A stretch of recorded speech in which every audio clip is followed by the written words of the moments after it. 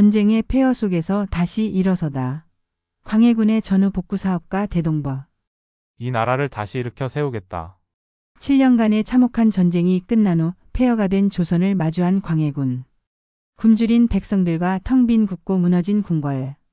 절망적인 상황에서 광해군이 선택한 놀라운 해결책은 무엇이었을까요? 역사가 재평가하는 개혁군주 광해군의 리더십과 혁신적인 정책들을 만나보세요. 폐허가 된 조선, 전쟁 후 참혹한 현실과 광해군의 즉위. 선조 41년, 서기 1608년. 7년간 이어진 임진왜란과 정유재란이 끝난 지 벌써 10년이 흘렀지만 조선은 여전히 전쟁의 상처에서 벗어나지 못하고 있었다. 한때 동방예의지국이라 불리며 찬란한 문화를 자랑했던 이 땅은 이제 폐허로 변해 있었다. 한양의 경복궁 근정전. 선조가 승하하고 광해군이 새로운 임금으로 즉위하는 날이었다. 하지만 즉위식은 그 어느 때보다 초라했다.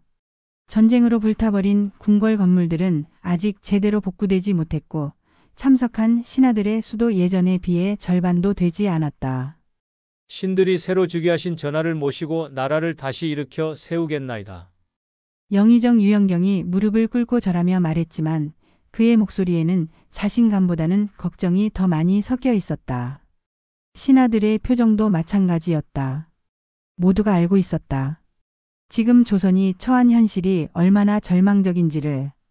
광해군 본명 이호는 이때 36세였다.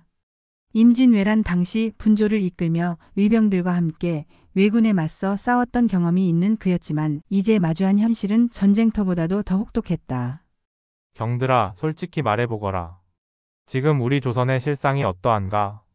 광해군의 질문에 신하들은 서로 눈치를 보며 머뭇거렸다. 차마 입에 담기 어려울 정도로 참혹한 현실을 어떻게 새 임금에게 아뢰을 것인가. 우선 호조판서 이정구가 용기를 내어 입을 열었다. 전하, 국고가 거의 바닥났사옵니다. 전쟁 중에 중국 명나라의 지원을 요청하느라 많은 비용이 들었고 왜군의 침입으로 전국의 세수 기반이 무너져 버렸사옵니다. 이어서 예조판서가 덧붙였다. 궁궐 건물들도 아직 제대로 복구하지 못했고 전국의 관아와 학교들도 마찬가지 상황이옵니다. 특히 향교와 서원들이 대부분 불타버려서 교육시설을 새로 지어야 하는 실정이옵니다. 공조판서의 보고는 더욱 심각했다. 전국의 도로와 다리들이 전쟁 중에 파괴되어 물자 운송이 극히 어렵습니다. 또한 농지의 상당 부분이 황폐화되어 농업 생산량이 전쟁 전의 절반에도 미치지 못하고 있사옵니다. 가장 충격적인 것은 인구 감소였다. 병조판서의 보고에 따르면 전쟁 전 약 1000만 명에 달했던 인구가 전쟁과 기근, 질병으로 인해 700만 명 정도로 줄어들었다는 것이었다. 백성들 중 상당수가 고향을 떠나 떠돌이가 되었거나 아예 다른 나라로 피난을 떠났습니다. 특히 남쪽 지역의 피해가 심각하여 아직도 빈 마을들이 곳곳에 남아있사옵니다. 광해군은 이런 보고들을 들으며 깊은 한숨을 내쉬었다. 하지만 그의 눈에는 절망보다는 오히려 강한 의지가 타오르고 있었다. 경들아, 나는 이 나라를 반드시 다시 일으켜 세우겠다. 우리 백성들이 다시 평안하게 살 수 있는 조선을 만들겠다. 절망적인 국정 현실, 텅 빈 국고와 굶주리는 백성들의 실상. 즉위 후 며칠이 지나자 광해군은 직접 백성들의 실상을 확인해 보기로 했다. 미복을 입고 신하 몇 명과 함께 한양거리로 나선 것이었다. 전하, 너무 위험하옵니다. 만약 누군가 알아본다면. 상선 유영경이 걱정스럽게 말했지만 광해군의 의지는 확고했다. 백성들의 진짜 모습을 보지 않고 어떻게 올바른 정치를 할 수 있겠는가? 반드시 내 눈으로 직접 확인해야 한다. 한양의 거리는 참혹했다. 전쟁 전 번화했던 종로 일대에는 제대로 된 상점이 몇 개 남지 않았고 거리에는 구걸하는 사람들이 곳곳에 눈에 띄었다. 특히 어린아이들을 데리고 다니며 구걸하는 여인들의 모습이 광해군의 마음을 아프게 했다. 저기 저 아이들을 보거라, 얼마나 야위었는가. 한 모퉁이에서 광해군은 충격적인 광경을 목격했다. 한 늙은 농부가 자신의 어린 손자를 안고 울고 있는 것이었다. 할아버지, 배고파요. 미안하다, 우리 강이야. 할아버지가 먹을 것을 구해올 테니까 조금만 참아라. 광해군은 참을 수 없어서 그들에게 다가갔다. 어르신, 무슨 일이시옵니까? 아, 이 양반. 우리는 경기도 파주에서 온 농부인데요. 흉년이 들어서 올해 수확한 게 거의 없어요. 그래서 아이 아버지는 일거리를 찾아 멀리 떠났고 저는 손자를 데리고 한양에 와서 품팔이라도 하려고 했는데 노인의 말을 들어보니 상황은 더욱 심각했다. 전쟁의 피해로 농지가 황폐해진 데다가 연이은 자연재해까지 겹쳐서 농민들이 완전히 생계를 잃은 것이었다. 그런데 한양도 상황이 별로 좋지 않아서 일자리를 구하기가 힘들어요. 벌써 며칠째 제대로 된 끼니를 못 먹었습니다. 광해군은 품에서 돈을 꺼내 노인에게 건네주었다. 이것으로 당장 끼니라도 해결하시오. 아이고 고맙습니다. 은인이시네요. 노인이 허리를 숙여 인사하며 손자와 함께 사라진 후 광해군은 더욱 무거운 마음으로 거리를 둘러보았다. 이런 사람들이 한두 명이 아니었다. 시장으로 가보니 상황은 더욱 심각했다. 예전에 활기가 넘쳤던 동대문 시장은 이제 텅 비어 있었다. 몇 개 남지 않은 상점들마저 제대로 된 상품이 없었다. 주인장, 장사가 잘 안 되는 것 같은데요. 한 상점 주인에게 물어보자 그는 한숨을 내쉬며 대답했다. 손님, 요즘 누가 물건을 사겠어요? 모두들 먹고 살기도 힘든데 말이에요. 게다가 세금도 너무 무거워서 장사를 해봤자 남는 게 없어요. 세금이 무겁다고요? 네, 공물을 바치는 것도 힘든데다가 각종 부역까지 정말 견디기 힘들어요. 차라리 장사를 접고 다른 일을 해볼까 생각 중입니다. 광해군은 이런 이야기들을 들으며 점점 분노가 치밀어 올랐다. 하지만 그 분노는 백성들을 향한 것이 아니라 이런 상황을 제대로 해결하지 못하고 있는 자신을 향한 것이었다. 궁으로 돌아온 광해군은 즉시 신하들을 불러 모았다.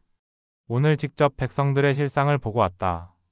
정말 참담하더라. 이대로는 안 된다. 전하, 그래서 어떻게 하시려는지. 전면적인 개혁이 필요하다. 특히 세제를 근본적으로 바꿔야 한다. 지금처럼 백성들에게 무거운 부담을 지우는 방식으로는 나라가 일어설 수 없다. 신하들은 광해군의 강한 의지에 놀랐다. 하지만 동시에 걱정도 되었다. 너무 급진적인 변화는 오히려 혼란을 가져올 수도 있었기 때문이다. 개혁의 시작, 광해군의 파격적인 정책 구상과 신하들의 반발. 광해군 즉위 3개월 후 창덕궁 인정전에서는 역사적인 회의가 열리고 있었다. 광해군이 직접 주재하는 국정개혁 논의였다. 조정의 핵심 대신들이 모두 참석했지만 분위기는 팽팽했다. 경들아, 지금 우리가 처한 현실을 똑바로 봐야 한다. 전쟁이 끝난 지 10년이 지났는데도 백성들은 여전히 고통받고 있다. 이는 우리 정치가 잘못되었기 때문이다. 광해군의 날카로운 지적에 신하들은 숙연해졌다. 하지만 영의정 유영경은 조심스럽게 반박했다. 전하의 말씀이 옳사오나 성급한 변화는 위험할 수 있사옵니다. 조선의 제도는 200년 넘게 이어온 전통이 있사오니.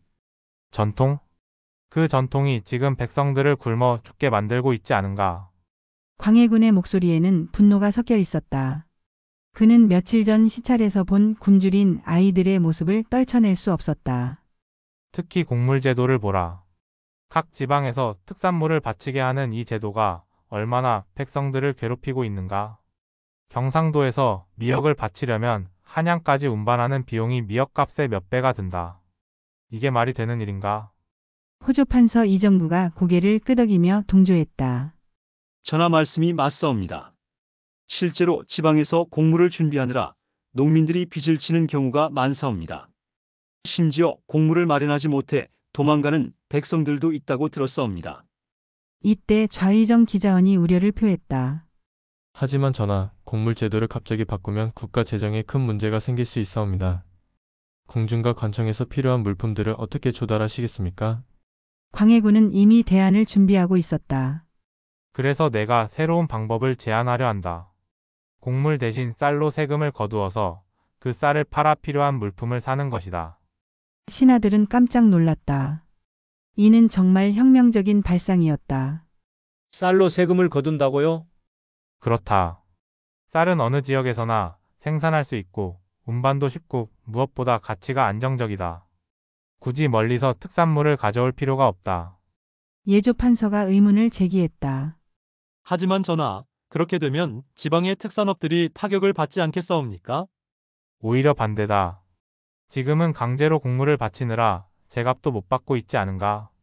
앞으로는 자유롭게 시장에서 팔 수 있게 되니 더 좋은 값을 받을 수 있을 것이다. 광해군의 설명을 들은 호조판서 이정구는 눈이 밝아졌다. 전하, 정말 훌륭한 아이디어입니다. 이렇게 하면 행정 비용도 줄이고 백성들의 부담도 덜 수 있겠사옵니다. 하지만 보수적인 신하들의 반발은 거셌다. 전하, 너무 성급하신 것 아니옵니까? 조상 대대로 내려온 제도를 하루아침에 바꾼다는 것은 조상들도 시대에 맞게 제도를 바꿔왔다. 광해군이 단호하게 말했다. 태종께서는 과전법을 만드셨고 세종께서는 직전법을 도입하셨다. 모두 백성을 위한 개혁이었다. 나도 같은 길을 가려 한다. 영의정 유영경이 마지막으로 우려를 표했다. 전하, 만약 이 정책이 실패한다면 어떻게 하시겠사옵니까? 실패하지 않을 것이다. 아니, 실패하게 두지 않겠다. 나는 이 개혁을 반드시 성공시켜서 우리 백성들이 다시 웃을 수 있게 만들겠다. 광해군의 확고한 의지 앞에서 신하들은 더 이상 반박할 수 없었다. 대동법의 탄생, 혁신적인 세제 개혁안의 도입 과정. 광해군 5년 1613년 경기도에서 시범적으로 시행하기로 한 새로운 세제 개혁, 즉 대동법의 준비가 한창이었다. 광해군은 직접 세부 계획을 점검하고 있었다. 호조판서 준비 상황은 어떠한가? 전하, 경기도 각 고을에 새로운 제도에 대한 설명서를 보냈사옵니다. 하지만 아직 일부 지역에서는 혼란스러워하는 모습입니다. 이는 당연한 일이었다. 200년 넘게 이어져온 제도를 바꾸는 것이니 백성들이 당황하는 것은 자연스러웠다. 직접 가서 설명해야겠다. 전하께서 직접 가시겠다고요? 그렇다. 백성들이 이해하지 못하고 있는데 어떻게 성공할 수 있겠는가? 광해군은 정말로 경기도 여러 구를 직접 순시했다. 첫 번째로 방문한 곳은 수원이었다. 수원 관아 마당에는 수백 명의 백성들이 모여 있었다. 광해군이 나타나자 모두들 무릎을 꿇고 절했다. 일어서시오. 오늘은 여러분과 이야기하러 왔습니다. 감히 전하와 이야기를. 괜찮습니다. 새로운 제도에 대해 궁금한 것이 많을 테니 편하게 물어보세요. 한 늙은 농부가 조심스럽게 손을 들었다. 전하, 그동안은 우리가 직접 미역이나 종이, 무명 같은 것들을 만들어서 바쳤는데 이제는 쌀만 내면 된다고 하니 잘 모르겠습니다. 좋은 질문입니다. 지금까지는 여러분이 직접 만들어서 한양까지 가져와야 했죠. 그 과정에서 얼마나 많은 비용과 시간이 들었습니까? 그야 정말 많이 들었지요. 한양까지 가려면 며칠씩 걸리고 운반비도 만만치 않았습니다. 바로 그겁니다. 이제는 그런 고생을 하지 않아도 됩니다. 쌀로 세금을 내면 나라에서 필요한 물건들은 시장에서 사겠습니다. 다른 농부가 걱정스럽게 물었다. 그런데 전하, 쌀이 부족하면 어떻게 하나요? 걱정하지 마세요. 쌀의 양은 지금까지 여러분이 바친 곡물의 가치와 똑같이 정할 것입니다. 오히려 더 적을 수도 있어요. 실제로 광해군은 신중하게 계산했다. 각 지역에서 바치던 곡물의 가치를 쌀값으로 환산하되 운반비와 제작비를 고려해서 실제 부담을 줄여주었다. 그리고 또 하나 좋은 점이 있습니다. 지금까지는 여러분이 만든 특산품을 나라에만 바쳐야 했지만 이제는 자유롭게 시장에서 팔 수 있습니다. 이 말에 수공업자들의 눈이 밝아졌다. 정말입니까? 그럼 우리가 만든 종이를 다른 곳에도 팔 수 있다는 말씀인가요? 물론입니다. 더 좋은 값에 팔 수도 있을 것입니다. 백성들은 점점 새로운 제도의 장점을 이해하기 시작했다. 하지만 여전히 의문은 남아 있었다. 전하, 혹시 이 제도가 잘못되면 어떻게 되나요? 광해군은 진지하게 대답했다. 만약 문제가 생기면 즉시 수정하겠습니다. 여러분이 더 힘들어진다면 원래대로 돌리겠습니다. 하지만 나는 확신합니다. 이 제도가 여러분의 삶을 분명히 나아지게 할 것이라고요. 경기도 순시를 마친 광해군은 더욱 확신을 가지게 되었다. 백성들도 설명을 듣고 나니 대부분 찬성하는 분위기였다. 드디어 광해군 6년 1614년 경기도에서 대동법이 정식으로 시행되었다. 이는 조선 역사상 가장 혁신적인 세제 개혁의 시작이었다. 백성들의 변화, 새로운 정책이 가져온 놀라운 변화들. 대동법 시행 1년 후 광해군 7년 봄.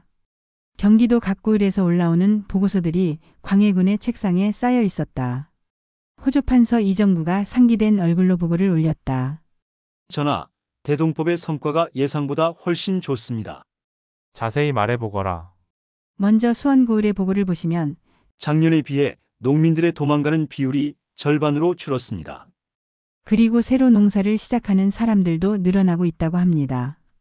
광해군은 기쁜 마음으로 보고서를 자세히 읽어보았다. 과연 놀라운 변화들이 일어나고 있었다. 양주에서는 어떠한가? 양주는 더욱 놀랍습니다. 지금까지 강제로 종이를 만들어 바치던 수공업자들이 이제 자유롭게 시장에서 팔고 있는데 수입이 전보다 2배나 늘었다고 합니다. 이는 광해군이 예상했던 결과였다. 강제 공납에서 자유시장 경제로 바뀌면서 생산성과 품질이 모두 향상된 것이었다. 며칠 후 광해군은 다시 경기도를 시찰하기로 했다. 1년 전과 같은 수원을 방문했는데 그 변화는 눈에 띄게 달랐다. 전하께서 오셨습니다. 마을 사람들이 환영하며 나왔는데 1년 전과는 확연히 다른 모습이었다. 얼굴에 생기가 돌고 옷차림도 훨씬 나아 보였다. 작년에 만났던 늙은 농부도 나왔다. 전하, 정말 고맙습니다. 대동법 덕분에 우리 마을이 완전히 달라졌습니다.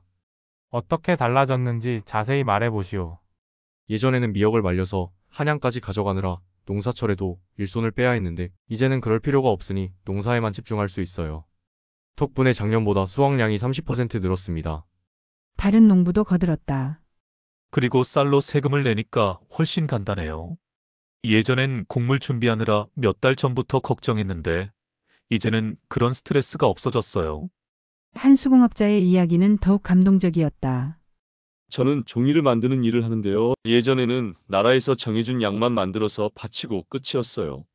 그런데 이제는 품질 좋은 종이를 만들어서 시장에 팔 수 있으니까 더 열심히 하게 되고 수입도 늘어났어요. 광해군은 이런 이야기들을 들으며 뿌듯함을 느꼈다. 하지만 더 중요한 것은 이런 변화가 계속 이어질 수 있도록 하는 것이었다. 앞으로도 어려운 점이 있으면 언제든지 말하시오. 제도를 더 좋게 만들어 나가겠습니다. 시장도 방문해 보았다. 1년 전과 비교해 상점수가 눈에 띄게 늘어났고 사람들의 왕래도 활발해졌다. 전하, 이 모든 변화가 대동법 덕분입니다. 수원부사가 자랑스럽게 말했다. 농민들의 부담이 줄어들면서 시장에 나올 여유가 생겼고 수공업자들이 자유롭게 물건을 팔면서 상거래가 활성화되었습니다. 호조판서가 덧붙였다. 무엇보다 국가 재정도 개선되었습니다. 예전에는 곡물 운송과 관리에 들어가는 비용이 엄청났는데 이제는 그런 비용이 크게 줄어들었습니다. 광해군은 고개를 끄덕였다. 백성도 살고 나라도 사는 정책이야말로 진정한 정치였다. 재건된 조선, 광해군 치세의 성과와 역사적 의미. 광해군 10년 1618년. 대동법이 경기도에서 성공적으로 정착된 지 4년이 지났다. 이제 다른 도에서도 대동법 시행을 요청하는 상소가 쇄도하고 있었다. 전하, 충청도에서 대동법 시행을 간청하는 상소가 왔습니다. 강원도에서도 같은 요청이 있었습니다. 호조판서의 보고에 광해군은 미소를 지었다. 처음에는 그토록 반대했던 신하들도 이제는 대동법의 효과를 인정하지 않을 수 없었다. 좋다, 단계적으로 확대해 나가자. 하지만 성급하게 하지는 말고 각 지역의 특성을 고려해서 신중하게 진행하도록 하라. 이때 창덕궁 대조전에서는 또 다른 성과들이 보고되고 있었다. 전하, 궁궐 복구 공사가 거의 완료되었습니다. 공조판서가 기쁘게 보고했다. 창경궁과 창덕궁의 주요 정각들이 모두 복구되었고 경복궁 공사도 내년이면 끝날 예정입니다. 임진왜란 때 불타버린 궁궐들이 드디어 원래 모습을 되찾게 된 것이었다. 백성들의 부담을 늘리지 않고도 이런 성과를 거둘 수 있었던 것은 모두 대동법 덕분입니다. 호조판서가 덧붙였다. 실제로 대동법으로 인해 국가 재정이 안정되면서 다양한 복구 사업들이 가능해졌다. 도로와 다리를 수리하고 관청과 학교를 재건하고 제방과 저수지를 정비하는 일들이 전국적으로 진행되고 있었다. 교육 분야는 어떠한가? 예조에서 보고하기를 전국의 향교와 서원 복구가 80% 이상 완료되었다고 합니다. 그리고 새로운 서당들도 많이 생겨나고 있어서 백성들의 교육 기회가 크게 늘어났습니다. 광해군은 특히 교육에 많은 관심을 기울였다. 전쟁으로 파괴된 교육시설들을 복구하는 것은 물론 서적 간행 사업도 대대적으로 벌였다. 동의보감 간행은 어떻게 되었는가? 허준의 동의보감이 드디어 완성되어 전국에 배포되고 있습니다. 이로써 우리나라 의학기술이 한 단계 더 발전할 것으로 기대됩니다. 이는 단순한 의학서가 아니라 조선의 문화적 자부심을 회복하는 상징적 의미가 있었다. 병조 판서도 반가운 소식을 전했다. 전하, 인구조사 결과가 나왔습니다. 전국 인구가 850만 명을 넘어섰습니다. 이는 놀라운 회복이었다. 전쟁 직후 700만 명까지 줄어들었던 인구가 10년 만에 150만 명이나 늘어난 것이었다. 무엇보다 농업 생산량이 전쟁 전 수준을 회복했습니다. 일부 지역에서는 오히려 전쟁 전보다 더 많은 수확을 거두고 있습니다. 이 모든 성과들을 들으며 광해군은 깊은 감회에 잠겼다. 10년 전 폐허가 된 나라를 물려받았을 때의 절망적인 상황이 떠올랐다. 경들아, 우리가 해낸 것이 정말 놀랍지 않은가? 10년 만에 이 나라를 완전히 다시 일으켜 세웠다. 모두 전하의 현명한 지도력 덕분입니다. 영의정이 감격스럽게 말했다. 아니다, 이는 우리 백성들이 해낸 일이다. 나는 단지 그들이 제대로 일할 수 있는 환경을 만들어준 것뿐이다. 광해군의 겸손한 말에 신하들은 더욱 감동했다. 앞으로도 백성을 위한 정치를 계속해 나가겠다. 우리 조선이 진정으로 번영하는 나라가 될 때까지 말이다. 하지만 광해군은 이때 알지 못했다. 몇 년 후 그를 기다리고 있는 또 다른 시련들을. 어떠셨나요? 폐허에서 다시 일어선 조선의 기적 같은 이야기. 광해군의 대동법은 단순한 세제 개혁이 아니라 백성들의 삶을 근본적으로 바꾼 혁신이었습니다. 오늘날 우리가 배워야 할 리더십의 모습이 바로 여기에 있었죠. 하지만 이렇게 훌륭한 성과를 거둔 광해군이 왜 역사에서는 폭군으로 기록되었을까요? 그 뒤에 숨겨진 비극적인 진실이 있었습니다. 다음 시간에는 광해군의 또 다른 면을 들여다보겠습니다. 어머니를 패하고 동생을 죽여라 마이너스 폐모살제의 충격적인 진실과 광해군이 폭군이 되어야만 했던 절박한 이유들을 파헤쳐 보겠어요. 구독과 좋아요로 응원해 주세요.